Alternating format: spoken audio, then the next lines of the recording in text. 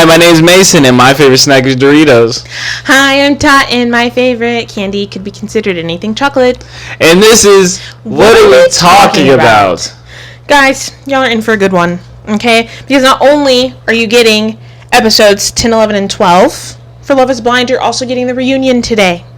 For sure, man. Thank you for everybody that's been a part of the journey as you've requested this. We tried to get every detail of every episode. This is good. And thanks to Tatiana. Everybody clap, you feel me? But yeah, it's been a journey, man. And we have a good episode for y'all because, man, we're getting to the nitty gritty with this one. This is the end of it and plus the reunion, which was, if you've already watched it, crazy. If you haven't, man, we're going to give you some insiders on why to watch it.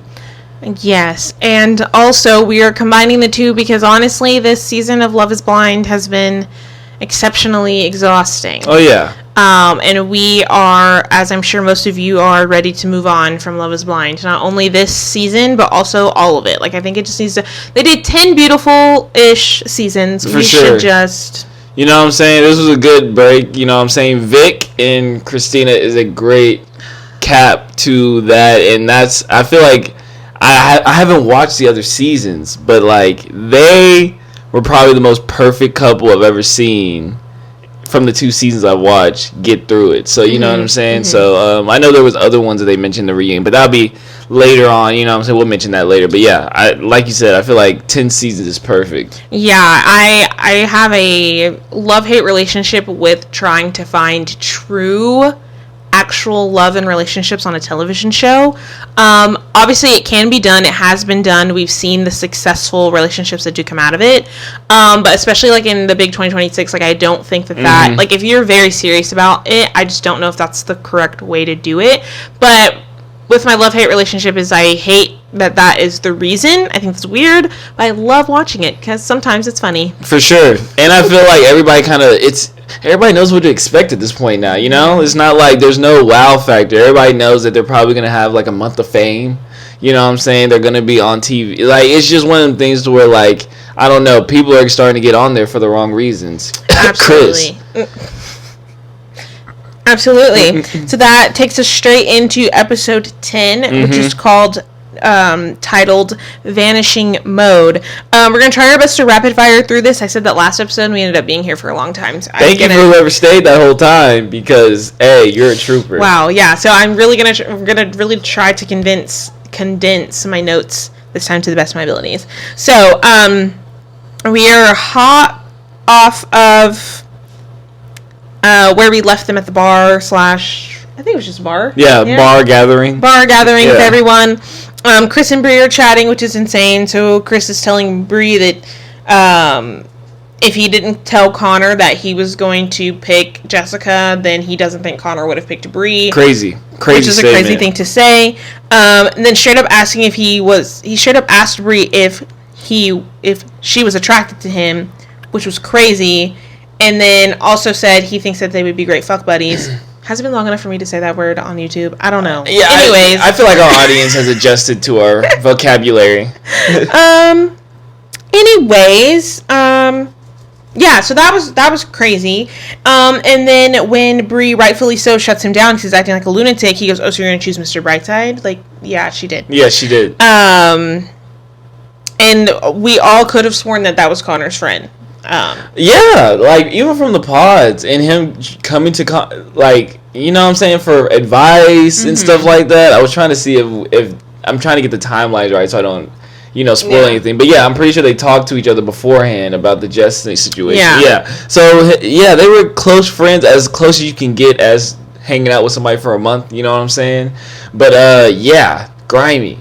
Yeah. Grimy stuff. Grimy. So we have a small little snippet of Kevon introducing himself to Kia, which is crazy because she was just kind of like, I know that's you. And then he went on to start monologuing again about how great Kia is, and everybody was just like, ooh. Did y'all notice that pause in between bro? When I tell you, bro, I would have lost it. And Kia said, "Hurry this up." Like, just say it. I just want to say this. She's a remarkable woman. Okay, we already knew this. We knew that. We knew this. So we get the Alex, Ashley, and Pre conversation, and the timeline is crazy. So I think Ashley, as they get to going, Ashley was like, this timeline is crap. I thought that was kind of a crazy thing to say, if I'm being completely honest. As much as I dislike Alex, I teeter on that line of disliking him, I do think Ashley's doing slightly a little too much, and I'll get more into that as we progress. But basically, he tells... What the problem is, as I explain it, is he tells his stories so sure. And then as soon as something, like, kind of pops up that is out of line, you know, it makes it look like you're lying. Like, so I give him this out. I really don't think he was, but I just think that he's trying to be so proper, on and proper and perfect, and looks like he just knows everything all the time, that it's like you're messing it up for yourself. When even if you maybe did know those exact dates, it makes more sense to be a little more vague about it. That way, if things come into question, you know, we can feign ignorance or whatever. Exactly. So he has the audacity to pipe up and say, "Oh, so you would remember a random Tuesday 3 years ago in May?" It's like, and then to which Ashley responds with, "But you tell things like you do." So that's when I side with her a little bit. It's because, you know, you're trying to claim, how could you remember that? It's like, okay, but you presented it to me like you did. Yeah. So it's kind of odd. So that kind of turns into like a little bit of an argument. And he kind of gets a little snappy with Pri, which I didn't appreciate. She really didn't do anything. They were just kind of chit-chatting. And from what her experience and what she remembers him telling her, it didn't add up when they were talking, when the girls were talking together, and he was being kind of like toxic Maximus. Oh, so now we're ganging up on me. It's like, no, we're just trying to clear it. I don't think they were ganging on him, whatever.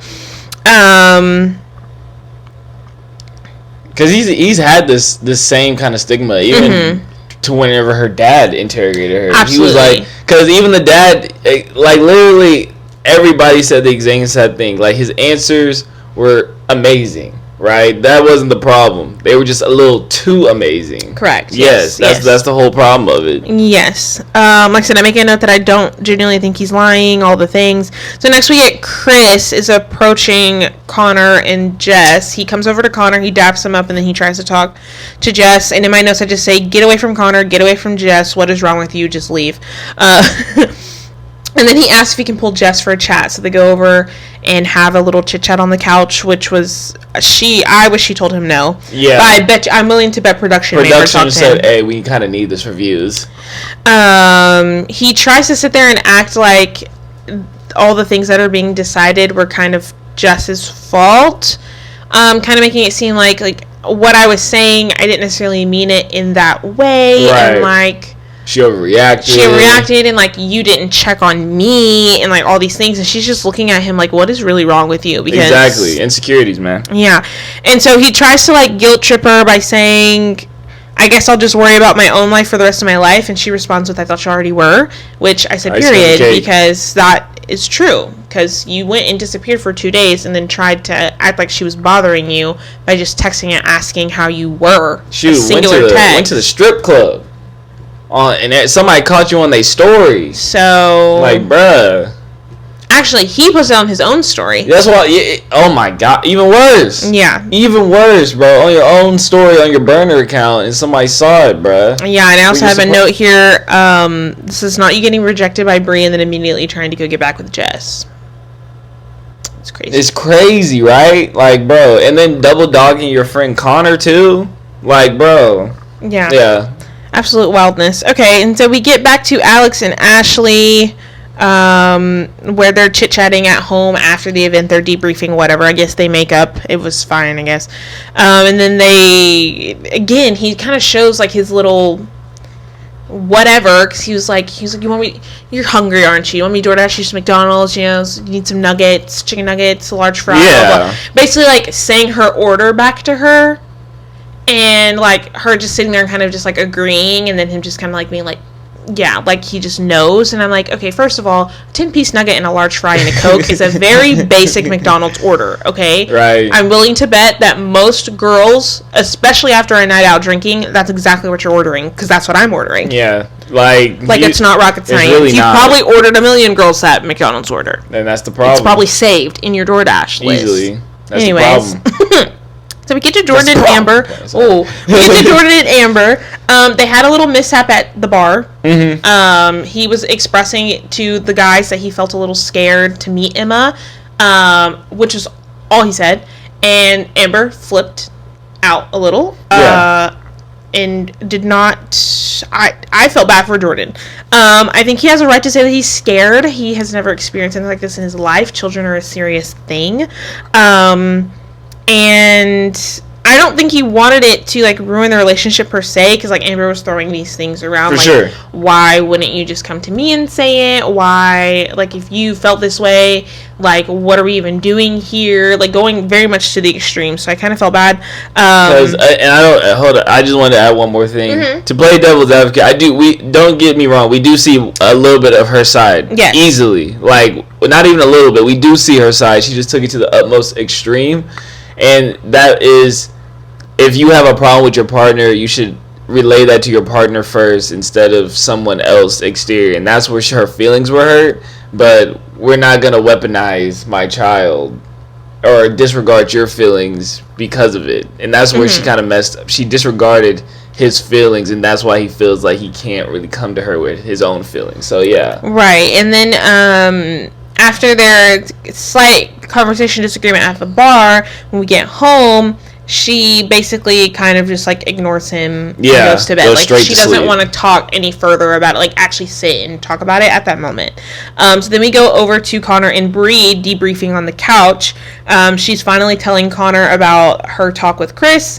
And they just kind of go over that. Connor is obviously flabbergasted. He thinks that it's crazy.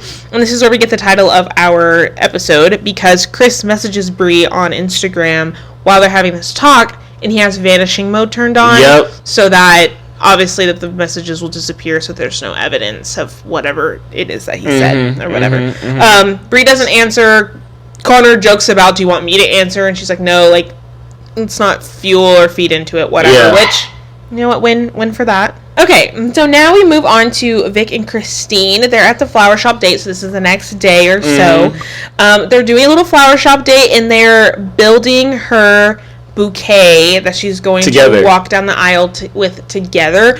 I just thought that was so cute, and I'm stealing that idea for the future. Yeah, Vic is Vic's a cool dude. Feel free to steal it also. It's a cute little thing. Then we move on to Mike and Emma. They're having a little wedding planning date as well, which I thought was really cute and sweet, like, just to watch and see a little glimpse, and I was kind of starting to like them for sure. We move on to Devontae and Britt. She's showing him around her house. It's really, really cute. Yeah, a little basic, you know. A little basic. They sit and they talk a little bit, just about the house and, like, finances and things. And the only thing I got of note out of this was, she made a comment on, like, sometimes she does go a little overboard spending money, and I interpreted it as in, like, with her spending money that she sets aside to spend with, that sometimes she, like, will probably use that whole budget. I didn't interpret it as, like, she's just irresponsible with money. I mean, I just don't feel like you probably could. I don't know. Looking at her life, looking at her parents and everything, she just doesn't give me that energy. For sure. And so he makes a comment to him, well, don't come for my fun money when you run out of yours. And I'm like, sir, you would be moving into her home. Yeah, bro. And you want to try to argue about don't come for my fun money. Exactly. Please. He's tripping a little bit. You know what I'm saying? A little bit. All right. Or a lot of bit. A lot of bit. Yeah. He's just tripping. With his Honda. What was it? What was the joke with this Honda Accord? Oh my gosh. Yeah, we'll get there because we. Got you. Yeah. So we're back with Connor and Bree again for a split second. They are on their way to go see her dad. Or they already saw her dad. We get flashes of photos of them with her dad. We don't actually get to see him. Yeah. And so I just made a funny comment like, oh, so G-Man doesn't want to be filmed. That's kind of crazy, but whatever. And then we finally get to Jordan and Amber. They finally get to chit-chat. So, I I think that it's been silent for a couple days or two, if I'm not 1 or 2 days or so, or whatever. She comes home from work or something. I make a note that you can't work on something with silence. It's just not how that works. Jordan asks her immediately as she walks in, how was your day? And her response is, I just need a drink. And that's kind of scary. Yep.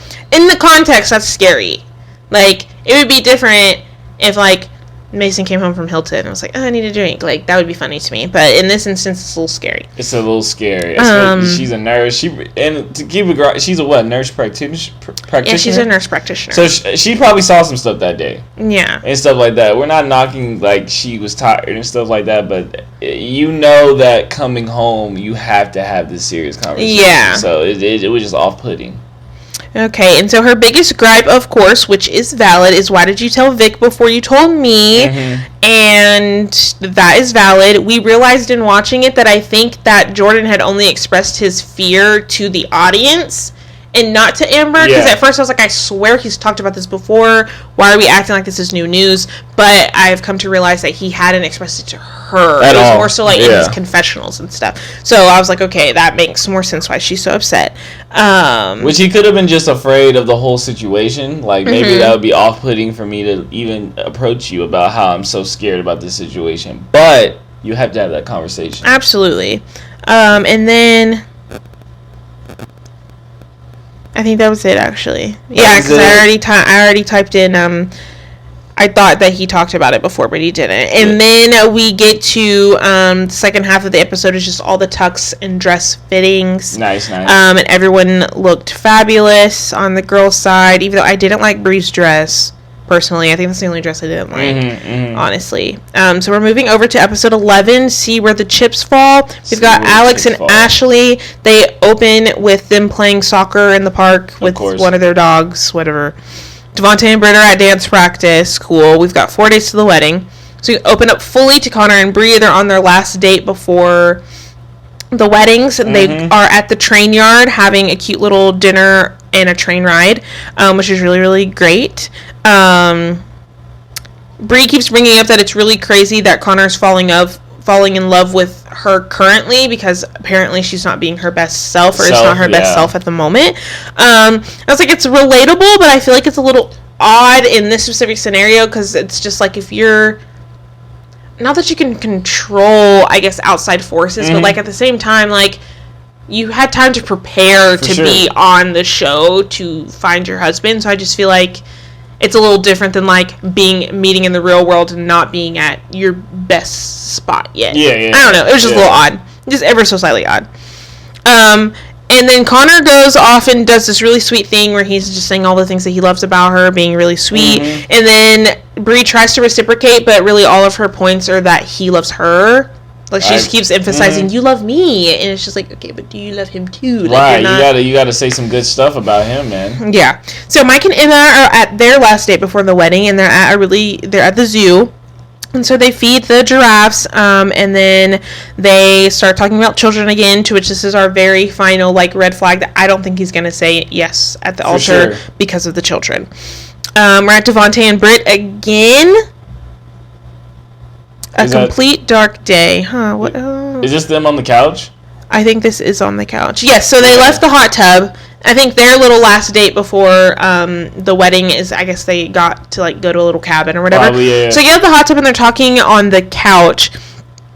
And this is what I get. This is why I need to take better notes. But anyways, they're talking about if they were ready for the wedding. Yeah. And he presents that. He's like, I just need, like, a full dark day to, like, really process and think about what I want to do. He's like, my phone probably won't even be on. And I was like, that's a little wild. Yeah. At this point in this experiment, for sure, I feel like we should know. Spoiler alert, he does know. And it's just like to sit there and be like, I just need a dark day to think about it. Like, with no communication. It's like, just stop doing that. And then he brings up that he would like to do a prenup. To which, prenup, for me, I have no problem with the prenup. The prenup is not the issue. The issue for me is when he brings it up, because it's 2 days. Was it 2 days? It's like 2 days before, two or 3 days before the weddings. Okay, and it's never mentioned, like, before at all whatsoever, that is something he would want to do. Right. And he talks about it as if he's always known that in getting married that he would have a prenup. Mm-hmm. So you would think that this is something that would be brought up in the pods, if you ask me. Britt, of course, is immediately hurt because she is interpreting a prenup, which is the part that I hate. She's interpreting the prenup as in you already have a plan out. For sure. For the wedding, and she is like, I am not a vindictive person, like I would never do anything like that. And I think that's when we start to, like, we have to realize and be real with ourselves. As great of a person as we know that we are, I think we also need to be real enough to know that there is a side of us that we don't know what could trigger it and how that side until would you're behave in the moment. until sure. you're in the moment. You don't know the situation of what would cause you guys to maybe get a divorce. You don't know what could happen. You don't know what state of mind frame you would be in. And there are a lot of people that, unfortunately, as in love as you were, when it comes down to it, you're trying to get what you can get and be evil or whatever. Mm-hmm. So you just never know. So for me, I don't think the point of having a prenup is having a planned out. I think the point of having a prenup is getting everything out on the table and knowing that I'm coming in here with what I came in here and what I built, and you're coming in here with what you came in here and what you built. And yes, we will continue to uplift each other and build continually together, but that's what that is for. Is what we built together is what is for the other stuff or whatever. It's just a safety net. For sure.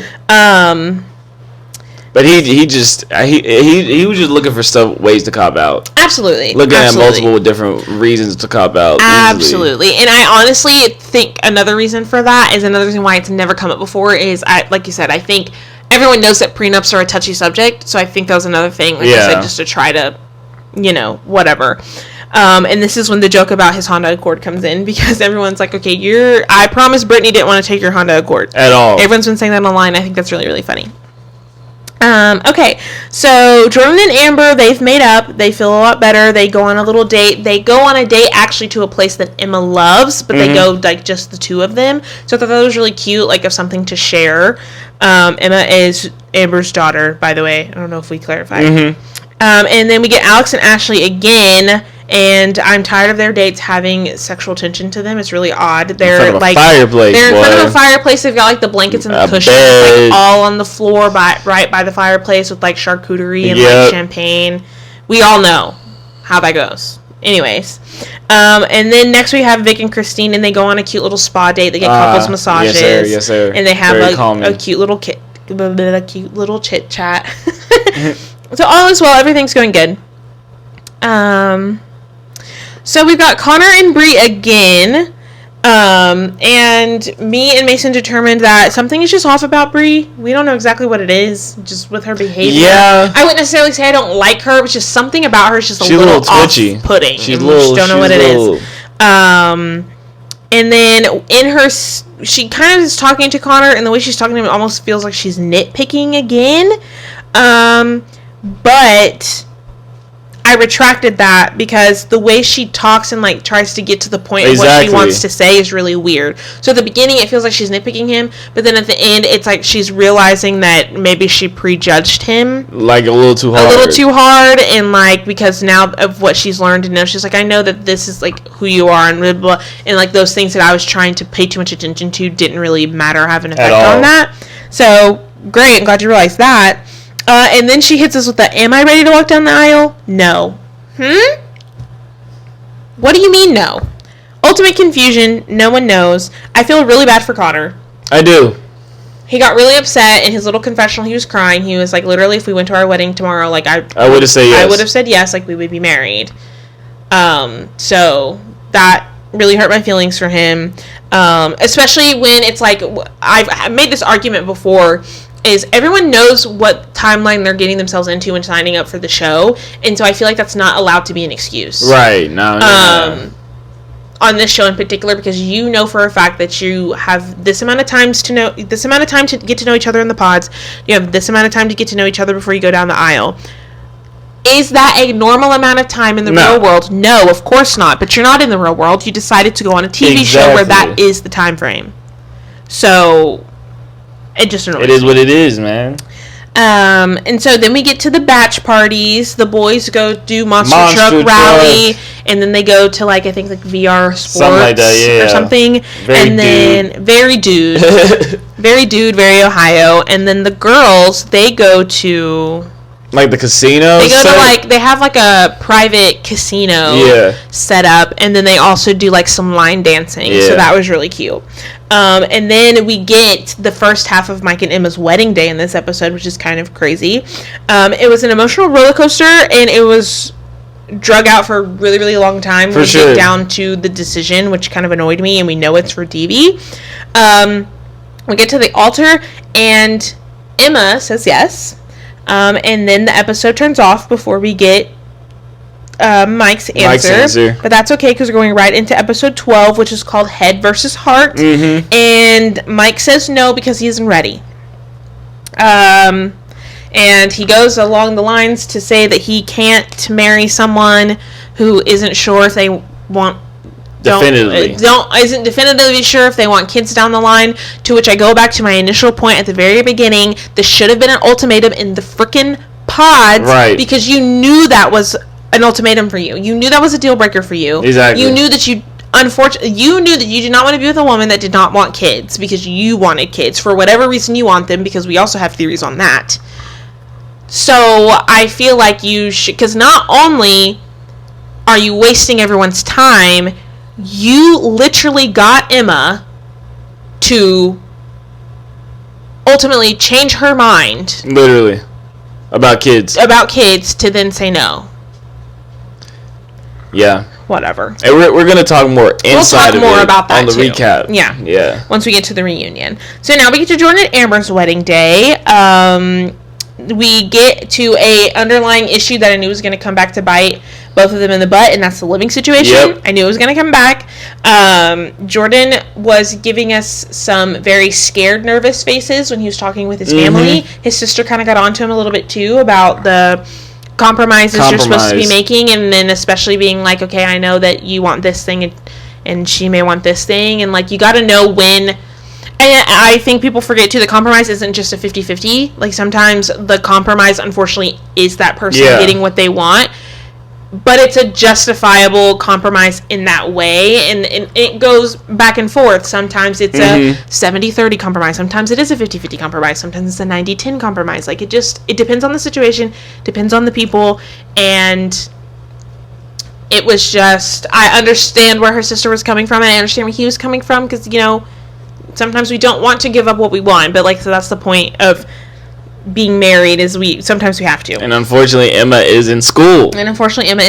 She's a child. She's in school. She has friends. She has friends. She's not at a point in school that is comfortable for moving. Because I believe she's 7. Yeah. So she's in the middle of elementary school. So yeah. Even though I did move a lot, I personally did move a lot, and you learn to have a very, you learn to have a outgoing personality, because you have to. But in this situation where they're moving so fast, it's very hard for Amber to come to terms with, I'm going to move with a person I've only known for like a month kind of thing, even absolutely. though I'm marrying them. So I get both sides on that. Fully. Okay, and then, but despite all the scared nervousness, they both, in fact, say "I do" at the altar. They do. So they say "I do." They get to have the little kissy kiss. They get to go back in the back, have their champagne, have a whole time. Beautiful. We have our first married couple. So now we have Devontae and Britt's wedding day, which is more than last year. Now we have Devontae and Britt's wedding day, and we are not at the venue. We're at Britt's house. We are at Britt's house. We are at Britt's house. Mind you, we're at Britt's house. I don't even think we saw We didn't even see his house. Talk about I earn $40,000 per month on a good month. On the latter half, I make around like $6,000, sir. So where are you living at? So, anyways. And then afterwards, you got a room. Oh, that's on my fault. Yeah, it's a reunion. Yep. Yes, and so then Devontae tells Britt, the first words that are spoken is Devontae telling Britt to take her time. I mean, who called this meeting? That's what I'm saying. Who called this meeting? Because what do we mean? Okay, and so we're chit-chatting, and they're just not ready, i.e. Devontae is not ready. He doesn't think he has enough time, all the things. Britt is like, okay, I understand. We're not getting married today. I would like to continue and see where things go, blah, blah, blah. Again, she is making all the compromises. Devontae is agreeing that they are going to continue to see where things go. That's a solidified thing. Like, he for sure says that. He for sure says that. For sure. And then he ends it with, I gotta go. It's not our wedding day. And then she, like, walks him out, and it's just really awkward. Right. So on your wedding day, that's supposed to be your wedding day. Even though it's not your wedding day, you still wouldn't hang out with her, take her to dinner, something, bro. You know what I'm saying? Like, it doesn't add up. It doesn't add up. And then we get our little interview on our own, to which where we find out that he definitely just doesn't want to be with her. And at all. He just, like, in so many words, admits it. He works around it. He works around it, talks around it like he always does, and he sort of admits that he doesn't want to be with her, which we all knew. We'll give you more on that. Weirdo. So we get to Alex and Ashley's wedding day, and for the very last time, I say Alex is so boring, and I'm tired of him comparing everything to soccer. Oh my gosh! They said, how do you feel on your wedding day?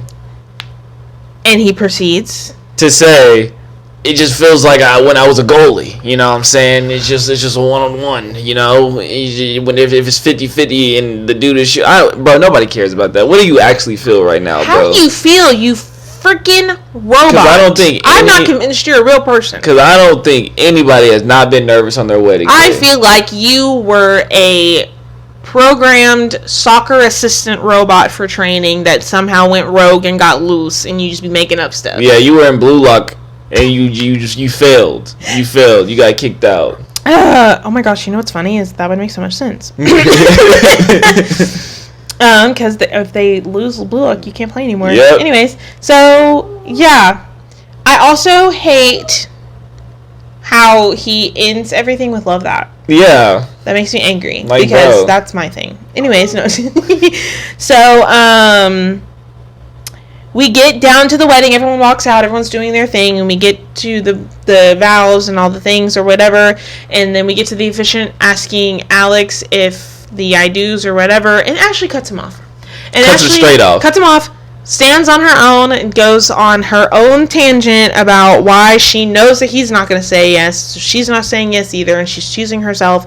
She just feels like he missed the mark on integrity, which, like we said previously, I don't necessarily feel like he missed the mark on integrity. I just think it was interpreted incorrectly because he thinks he has to tell a story from verbatim when he didn't have to, and the lines got crossed and all the things, so whatever. Right.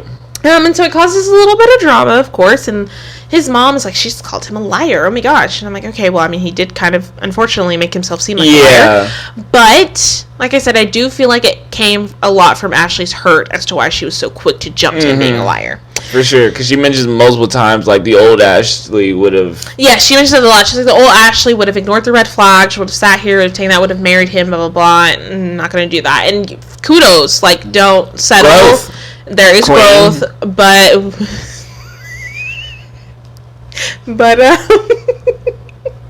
we have to make sure it's good growth. Yeah, that was you didn't have to embarrass him like that. No, we could. And think about think about us in the audience. We felt awkward. I couldn't imagine being at the wedding. No, I would have got hot, started sweating. Yeah, I'd be like, ooh.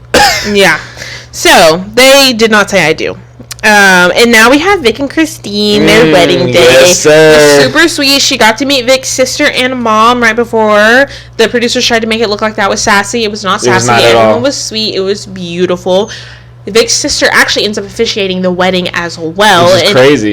Amazing. It's beautiful. She did a great job. And I loved her little accent. It was really cute. And as we can all guess, they both said I do. As we can all guess, they both said I do, and they got married. They did a little I do kiss. Then we got to see little peeks of their reception. It was really cute. For sure. Did everybody notice Vic's doppelganger? His friend. They look just alike. I told Todd that he had to have cloned himself. Easily. They look at he just missed the mark on the height. You know It what was I'm so saying? funny because Mason was like, "Is that his brother?" I was like, "No, it says it's his friend on there." And Mason was like, "No way." No way, bro. No way. No They were in way. the lab together. Not the lab. I'm so dead.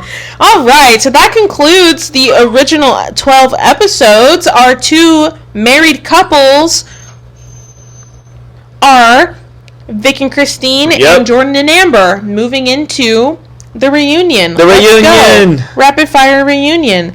Okay, so reunion starts and we open up with the Jordan and Amber of it all. Unfortunately, they are no longer married. Their marriage lasted for, I think, 4 months. Yikes. Bruh, 4 months? Yikes. Lasted for 4 months. Okay, so I feel bad for Jordan. We saw snippets of the issues that he describes while they're in the show. For sure. And so I am inclined to believe the issues that he brought forth of why he felt like that he should not stay in the marriage. And it's giving that, or it is confirmed that he is the one that ended the marriage. And Jordan brings up another matter of the fact of, like, she wanted to fix things, so she only wanted to fix them when it came down to, like, it being a breakup or a divorce. Like, she didn't want to actively fix them in the process when he was trying to bring it to her attention, which we also saw the fact that when he brings things to her attention, it doesn't always necessarily go well. At all. Okay, and we also kind of get an emotional moment from Amber, which is understandable, of course, because there is a daughter in the situation. For sure. And she gets upset because Jordan did not tell Emma goodbye. To which Jordan kind of responds with, I don't know how I would have gone about that. I don't know how you would have wanted me to go about that. It was very awkward, and we kind of agree that I'm not really sure. There's not a textbook right or wrong way. I mean, I feel like so many women who are single mothers who have partners leave, I feel like they have so many different, for sure, like, things that they would have wanted or would require or would expect, and you're just never gonna know. And most would be like, don't talk to my daughter at all. Like, probably, especially being so young. Yeah, like, don't leave my daughter out of this. Like, if you're gonna leave kind of thing. Yeah. So Jordan he does a little, like, televised goodbye apology to her, which was really, really sweet. Amber does have a freak out and kind of leaves set. Yep. Which kind of shows, again, like, okay, I can't bring up my feelings without her exploding, you know? And then Nick asks if, the problems in the marriage had to do with the fact that he was concerned with her having a child, and he was like, no, him and Emma got along really, really well. It quite literally just was his relationship with Amber, which I thought was really nice. And unfortunate because, like, I'm sure that, like, is the double-edged sword of, like, as a kid, like, she's probably like, okay, it's great that it wasn't me. But also, like, why can't you like my mom? Exactly. So yeah, but that's how that went, unfortunately. Connor and Bree, they're still together. They're still dating. Still after it. Sure, whatever. Woo woo. Then they go into how Connor felt about Chris, and they play back everything that Chris said about him, which is really awkward and really funny. Oh my gosh, bro. Connor is so chill and so cool and so mature the way he responds to everything that's asked of him. He has nothing to say. He's like, obviously it really hurts to see that because, like I said, I thought we were, as like kind of like you said, as best buds as we could be in that time frame. I was there for him and what I thought was a struggle time for him, and then he decided to go say that. So it's a little crazy. He's trying to backdoor me for my girl. It's just crazy. The disrespect was crazy. For sure. I still don't think that, because Brie also makes a point to where she's like, it was never going to be Chris, like it was always going to be Connor, blah, blah. And I think double backing after clearly they have all watched the season to fix your mouth to say that you were 100% Connor the whole time is cap. It is crazy. Could you have always leaned towards him more? Sure, but I don't think you were 100% him the whole time, and I think Connor is accepting of that, one, because he's mature, and two, because he realizes the time frame that they're in, and then he also realized that Chris showed his true colors to her, and he knows that that's not an issue anymore. So I feel like for him it's kind of like a wash win-win. He's like, whatever, I still got the girl. It was never an actual thing of, like, infidelity, if you will, or whatever. So he's just like, wash, whatever. And that attributes to just how mature he is. I just wish they would have played that clip, boy. I do. I wish they would have played the clip of Brie and Chris at the pool. Yes, they're at the pool in Mexico. Yeah, I wish they would have played that clip just to see what Connor's reaction was. I wish Nick Lachey would have said something smarky, like, you know what I'm saying? Like, you say you were 100% with Connor, but, like, what was this because people forget. She literally told Connor, I want to revisit these connections. Yeah, she saw everybody. She's sure like, this is kind of weird. Like, we were just in the pause talking about our feelings. And we thought, you can go watch the episode. I forgot which episode it is. I'll figure it out. Yeah, but, like, that's weird. You've already met your person, so I wish they would have played that clip in the reunion just to stir the pot and for us to get satisfaction. But hey, it is what it is. I want to say that is probably either episode 5 or 6. Mm-hmm. I believe both of those are the honeymoon episodes. So yeah, we have that. We have a Nick Lachey addresses Chris. Yep. Chris, what's going through your mind? That boy, Nick. And Chris is just like, yeah, watching that back was tough. Yeah, no, shit. I really hope it was. Like, what do you mean? Like, he's giving very much basic. And Nick Lachey forces him to apologize, which I love. I appreciate Nick Lachey and that whole entire segment of grilling Chris because, like I told Todd, it really shows that they watched the show too, and I know he had anger when he replayed that and watched Chris act the way he did. So he not only was asking questions on our behalf, he was asking questions on his behalf. Yeah. He wanted to know for sure, like, what was going through your head, dog? He said, last time I checked, Ohio had bro codes. I don't know about you. I don't know about you, man, but, like, what's going on? And he was not satisfied with the answer, so I like that he kept grilling him, but like, nah, that's not good enough. You got to tell us, like, bro, what's going through your mind with this besides, I'm sorry, I messed up. Yeah, so, like, I have Nick bullying him to apologize is absolutely hilarious, but it's also sad because the fact that Chris didn't take it upon himself to apologize or say anything to either Connor or Jess is just ridiculous. He had to be forced to apologize, and I think that in itself is just shows his character. Wild. It does. I don't necessarily have any notes on Jessica. She is in a relationship with someone that she did meet in the pods. We just never got to see that connection. I think they're both doctors, which is hilarious. Yeah, I think so. If I'm not mistaken, they kind of alluded to that, or at least in the same like realm of in a serious field or whatever. They look like they're doing great. Jess is on her big grown woman stuff. She's like, I am not worried about him. I was not worried about him. Like, everything I've had to say to him has been said. For sure. All the things. So I love that for her. And then we move on to Alex and Ashley, and we get into, they ask about, like, what did he feel about, like, the upstaging and all the things. And I made a note that both him and Ashley stress me out.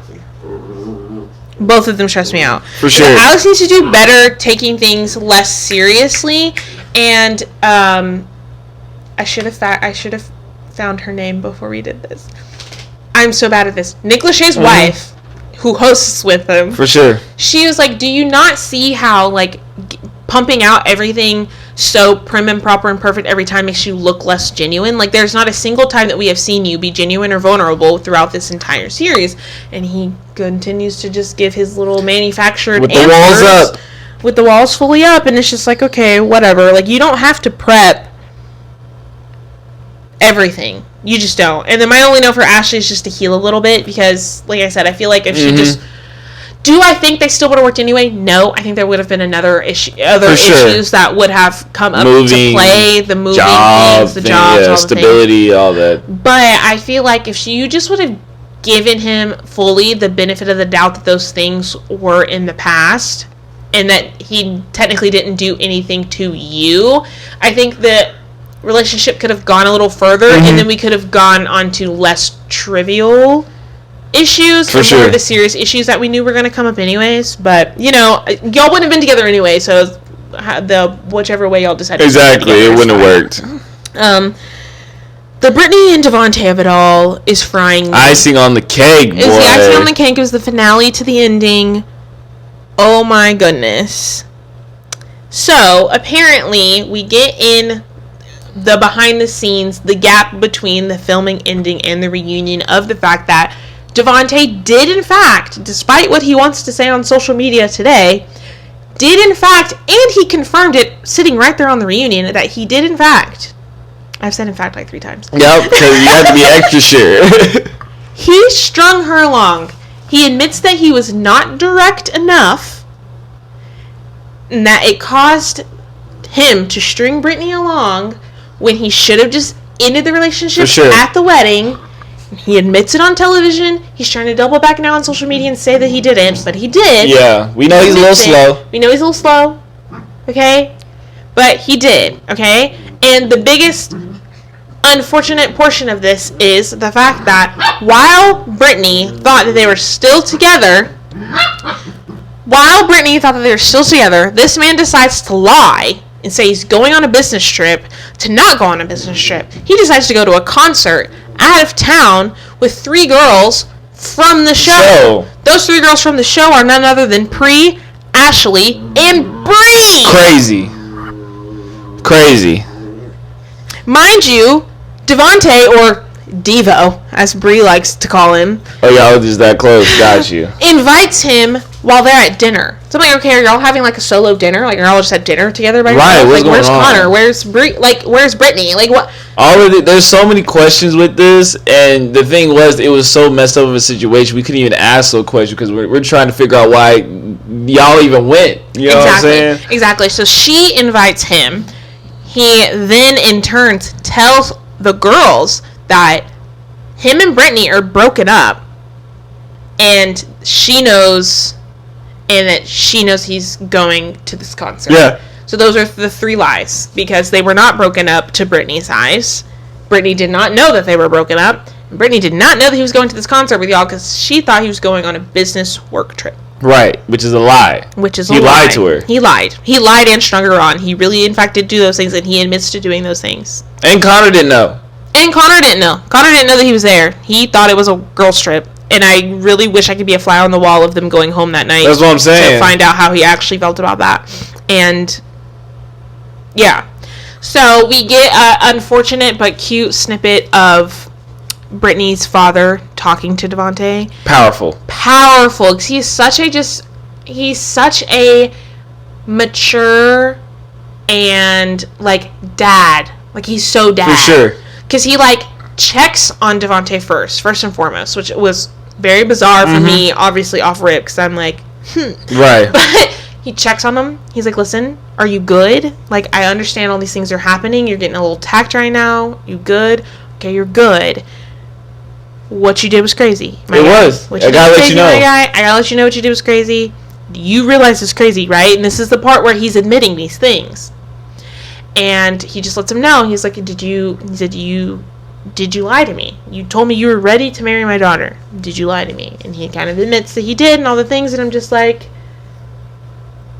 wow, that was so healing for him. Honestly, for the dad, because I know that he was so excited for his daughter. Blindsided. He was so ready. He was blindsided. You can tell he was very open and ready to have a son-in-law, even though he does have a son. Like, he very much gives me Family Guy. Like, he wants to have.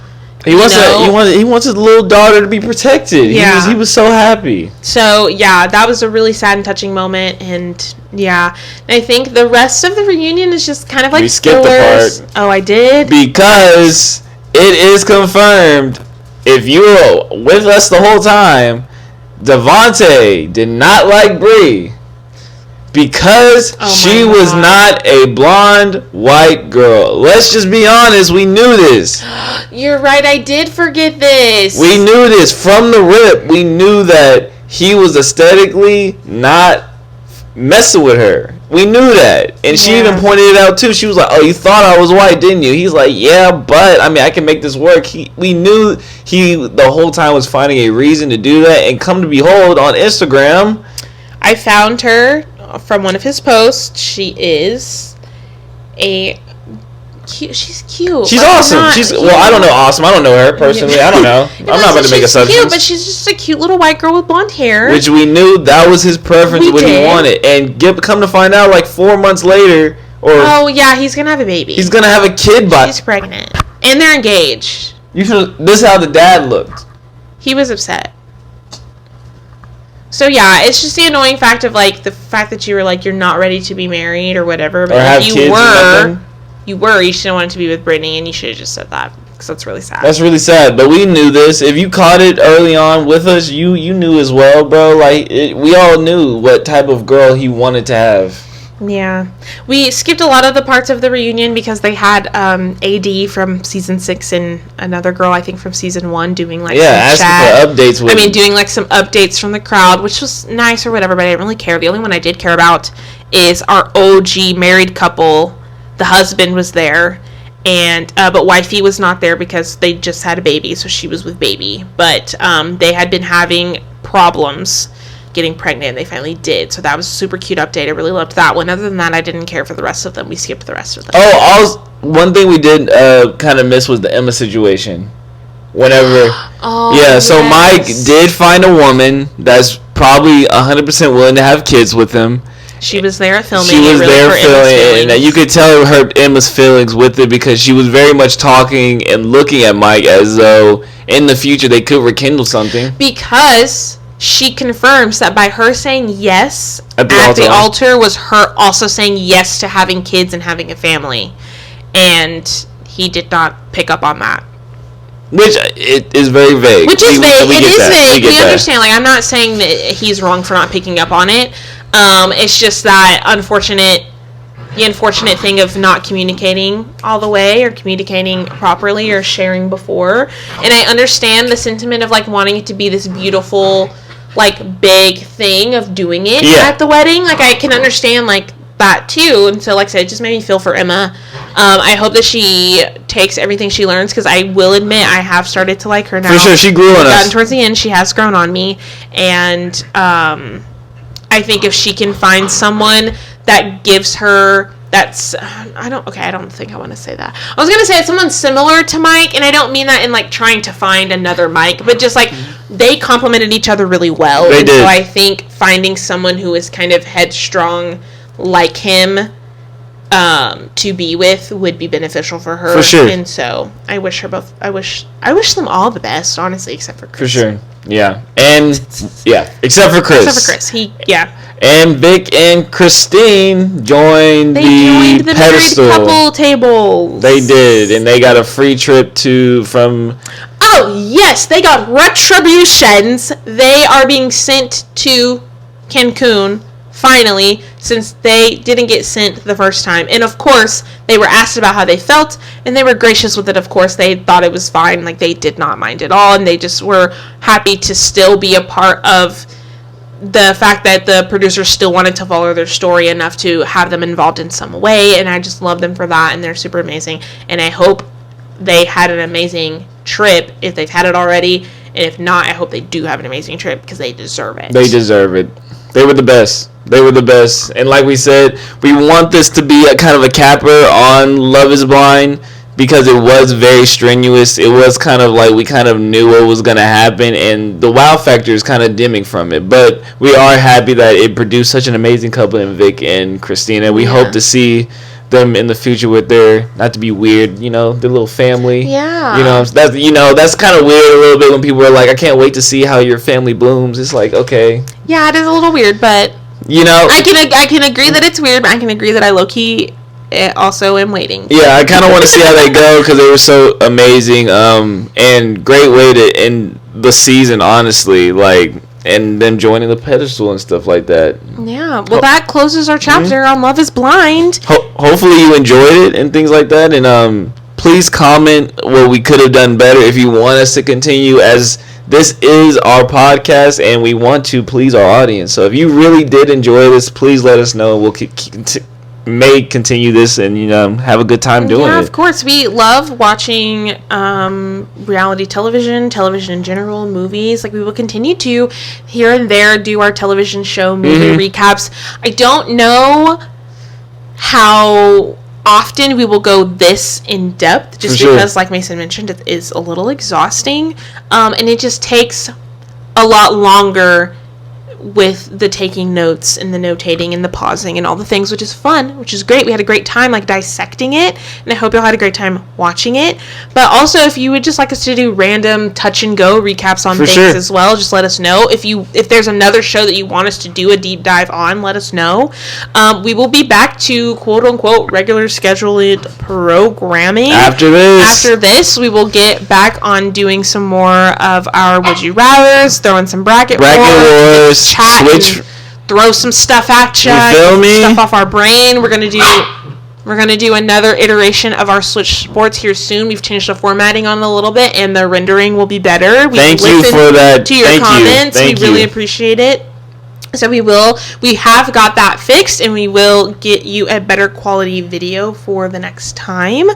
And follow us on all the socials, whatever.pod, on Instagram, TikTok. Follow our personals, because we are growing with the content that we're producing. Me with the reactions, Tatiana with the vlogging and her daily routines and things like that, and her lifestyle. And keep on doing it, man. Spotify, we still love you out there. Hopefully you really enjoyed this. I know the last episode was long, but we really tried to make this as interactive as possible. I know. Let us know what you did while you listened to that long episode. If you get to the end of this one again, just let us know, because I know sometimes you put on that hour-long podcast, you can get some stuff done. So I'd love to know what you did. That'd be fun. Yeah. Also, I will say, unfortunately, I will be giving you... Okay, I know I've said this a million times. I will be giving you a spring break-esque vlog, okay?